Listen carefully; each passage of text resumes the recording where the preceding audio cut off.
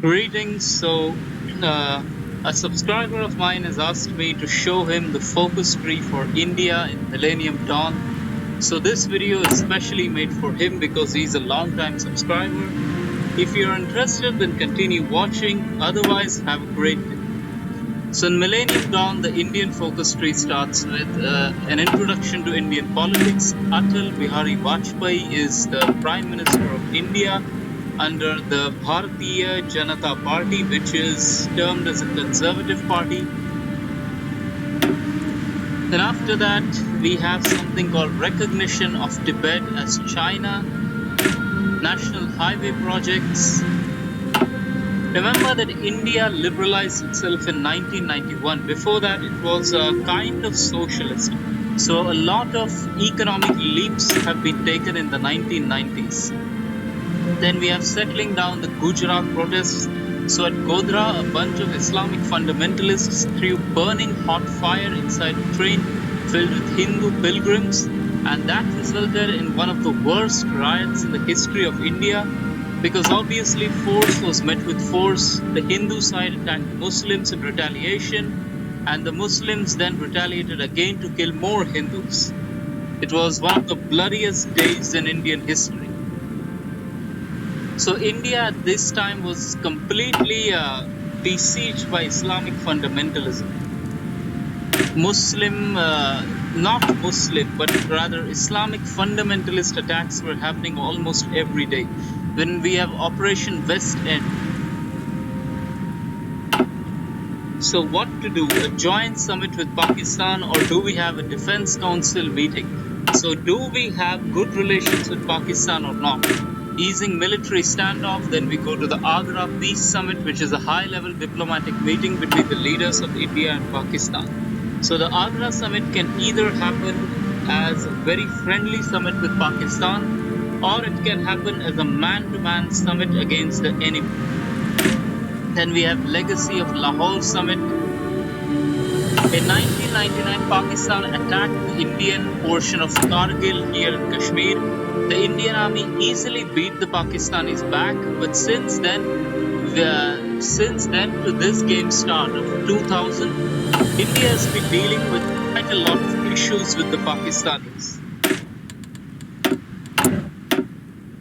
After that, we have Article 370, which was a controversial article which basically gave complete autonomy to the state of Kashmir, and that wouldn't have been a problem had the state of Kashmir repeatedly not used its autonomy to seek friendly relations with Pakistan. Then we have nuclear tests in Rajasthan, strategic assistance to the United States, Sarva Shiksha Abhiyan, which literally translates to Education for All movement, foreign education partnerships, counter Lashkar-e-Toiba, which is another Islamic fundamentalist terrorist group. Then we have World Hindi Conference, further privatization, Videsha Sanchar expansion, which literally translates to foreign transmission expansion, Hindu ethics dominated economy, improved administrative apparatus, middle school modernization, good governance. Then we have Terrorism and Disruptive Activities Act. Tada. Tada is one of the worst things that can happen to a mafia boss in India, because before Tada, they are a mafia boss. After Tada, they are classified as a terrorist. And that basically is the end of their capacity to bribe people and try to get away. Once you have Tada, nobody will be friendly with you, even every single politician or bureaucrat that you had supposedly bribed before. Oh my god, this tree is huge. I won't really go over every single focus now. Let's see. True tiger economy. Economic schemes like Indian car industry, diamond industry, chromium industry, textile industry, machine tools, naval industry. So Indian maritime research, then we can either have dockyards in the west or dockyards in the east. After that, we have an agrarian society, a civilization with deep-rooted agrarianism, expansive subsidies for farmers, improving the Indian rice belt, export regulations, high import tariffs, coffee production. Then we have secured food sourcing, Indian rice bowl, So what to do with the food sourcing? We can either leave it as it is, support local producers and produce tea, or we can convert India into a rice bowl economy with the Rice Bowl Initiative, bringing back the old central planning days of Jawaharlal Nehru, local producers into the realm of government production. I think this is the tree for the communists. Unite the farms, dealing with local governors. So, do we have state run capitalism and with economic committees, or do we have full socialist conversion with a completely collectivist economy? New prospects for socialism, standard rationing and land reform, increasing regional control, local producers, governmental producers. After that, we come to the right side of the tree, industrial expansion, new steel industry, expanding the mines. So either we subsidize the mining industry or we establish the government company called Hindustan Zinc Limited. Then we have the tree to attract foreign capital, NMDC, National Mineral Development Corporation. Then we can have Hindalco Industries for aluminum and copper, and we can either increase the funding and the overall economy of the NMDC, or we can invite foreign investors from the United States, China, and the world. We can deregulate the economy further. This must be for the right wing people, and we can have industrial investments. After that comes unprecedented growth and export of India. Again, all these are export and economy related decisions. The bull of Asia. Since the Indian markets had just opened in the 1990s, the Indian stock market was extremely bullish at the time. Tarapur 4 is a nuclear power plant. So all of these are, look at this, fight unorganized workforce. But this looks to me more like Heinrich Himmler's slave economy. But I really appreciate how they've included a lot of Indianized things in this focus icon, like this logo for Hindustan Aeronautics. That is really awesome. After that, we have the next decision we have is stabilizing water supply. So we can either invite Spanish water specialists or Israeli water specialists. Of course, if we invite the Israelis, then our Arab friends will not appreciate that. Then we have Minjur water plant, Nimeli water plant. After that, we have our space research organization stuff regarding Chandrayaan 3 to the moon and Astrosat projects, INSAT series, Indian National Satellite Systems. Then we have the Indian nuclear and missile projects. So Prithvi missile, Prithvi 1, Prithvi 2, Prithvi 3, and Prithvi 4 is a Wunderwaffe. IGMDP, Indian Ministry of Defense for Research and Development for Long Range Missiles. So all of this is army related stuff. It is quite similar to the rest of the army related stuff, really. It's just Indian versions of the other army focus trees in the entire MOD. Look at this, threat of terrorism, threat of the crescent, anti-terrorist raids, preparing our reserves, counter-terrorism trainings. Moving on, identities of India. So what do? Do we have a secular India where we integrate Sikhism, guarantee Christian rights, revoke Muslim citizenship? What? How come secular India has this? I don't know. And I think it's not a tree. We have to select one thing from each of this. So if you want to go in a far right Hindu Rashtra, then you will select Hindu nationalism, suppress Sikhism, revoking Muslim citizenship, closing eyes on Christian rights. If you're secular, then you can integrate the Muslims. Then we have Indian arms exports to Israel, Saudi Arabia, Ethiopia, Armenia, Russia, Egypt, Bhutan, UAE, Mauritius, Maldives, France, Italy. After that, we finally come to the most important part, the Indian political tree. So, Let's see this tree now. Declare the Delhi Caliphate. We can establish an Islamic fundamentalist caliphate in India, declare holy jihad, funding Central Asian Islamists, Turkmenistan revolution, royal regimes, our Afghani brothers, or treaty with Turkmenistan, first partition of Afghanistan, topple the schizophrenic dictator of Turkmenistan.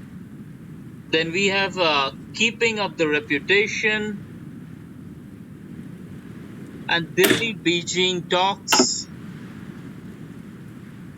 Otherwise, you can go on this road instead, where we have professional soldiers, no women in politics, fight idolatry, Islamize India, establish Sharia law in India, industrial fatwa.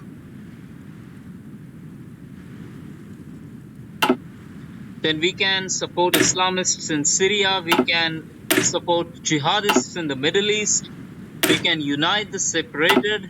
Why is there a Twitter logo here? I don't know. And we can also reach out to Salafists in Pakistan. We can stomp out the heretics, or we can have a peaceful reunification with Pakistan as an Islamic caliphate. We can have Nepal. We can question Bangladesh's independence. Myanmar, again, there's a decision. Main enemies of Islamism, we can have avenge the Uyghur oppression, the genocide that the Chinese are doing. We can fix the little mapping error in the Levant to restore Palestine. We can take revenge for the humiliation of the Chechen Caliphate. We can establish proper Islam in Iran, destroy the Islamic regime there. We can finally behead the shaitan and destroy America. Oof. That was intense. Then we have all the normal, sane Indian parties. First is the Indian National Congress, which is a kind of liberal social democratic party. Manmohan Singh will become the Prime Minister, and he can have a technocracy, or he can keep up the reputation of being friendly with conservative groups, fighting corruption, National Guarantee Employment Act, Delhi Beijing talks, IDSA Dialogue Forum, Indo-Pakistan Iran gas pipeline, Russia weapons package. Or we can continue the course of democratization and anti-corruption by establishing the Golden Quadrilateral National Highway Project, finalizing infrastructural programs, an Unlawful Activities Prevention Act, National Investigation Agency, NIA. We can reconstruct Kashmir, have Aadhaar card projects.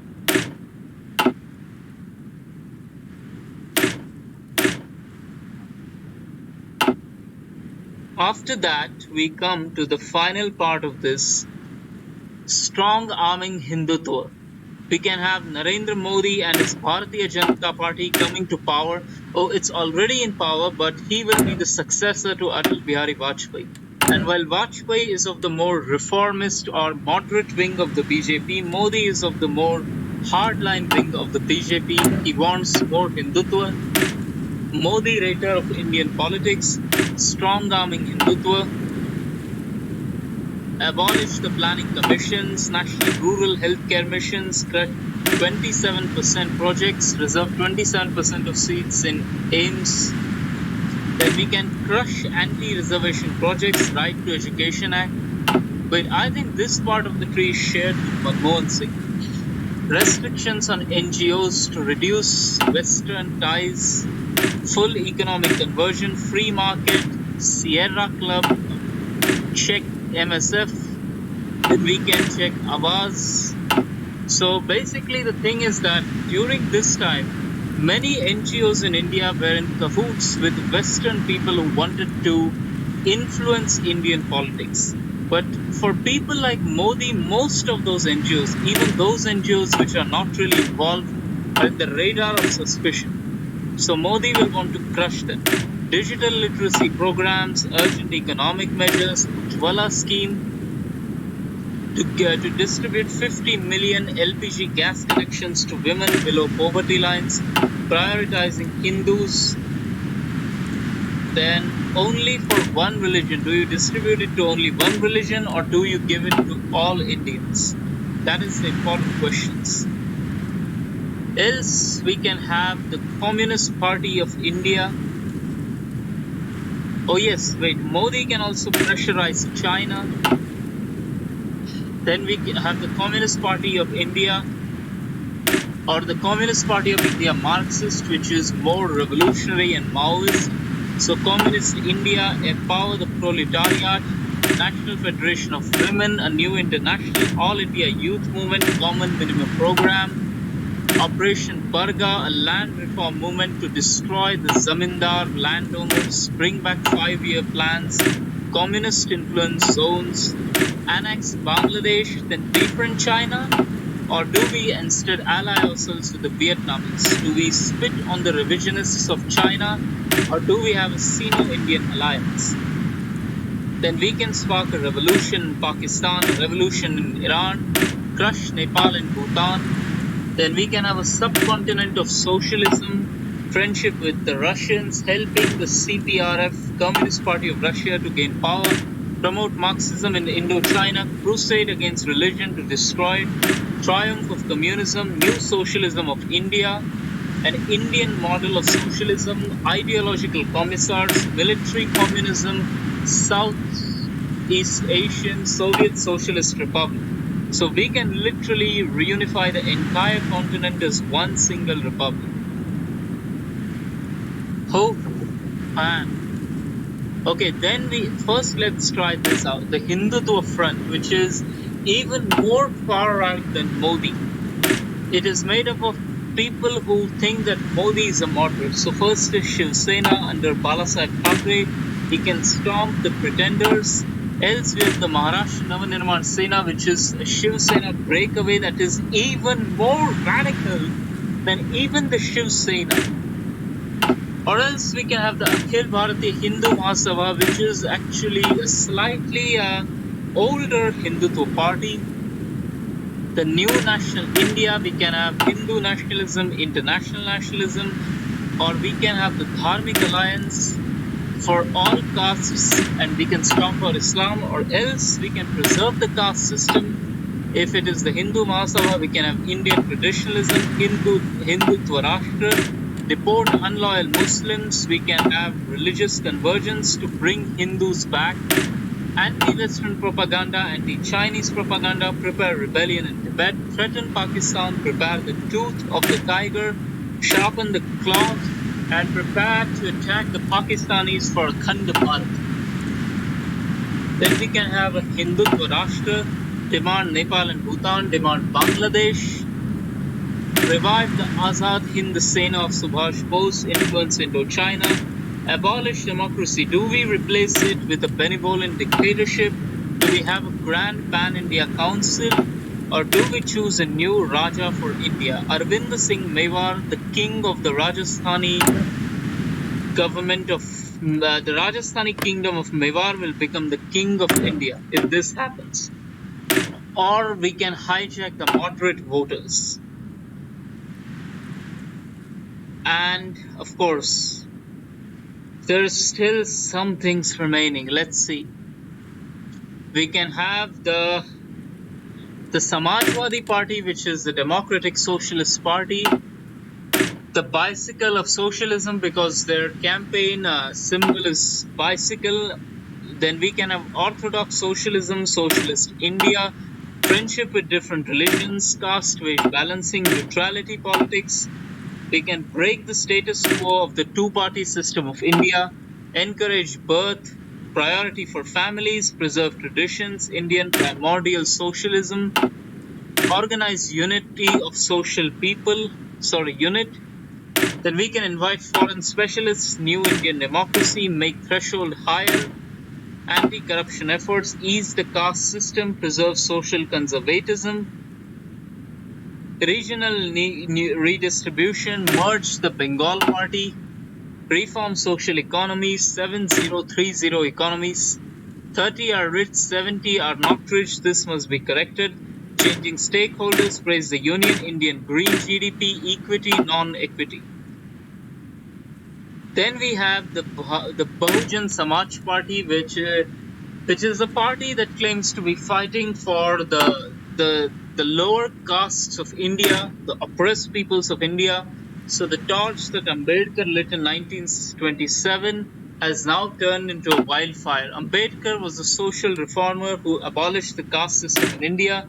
We can have economic emancipation, more funding for regions, caste wage balancing, social democracy of India, rural employment programs,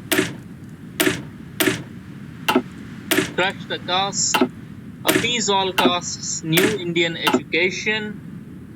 Then we can have wipe out Gandhi's legacy because Gandhi supported the caste system to a degree, and that is not good. Redistribute wealth, modern Indian constitution, BAMCEF, bomb safe. So bring them to power. An organization of workers of oppressed communities established in 1971. And that is it for India, my friends.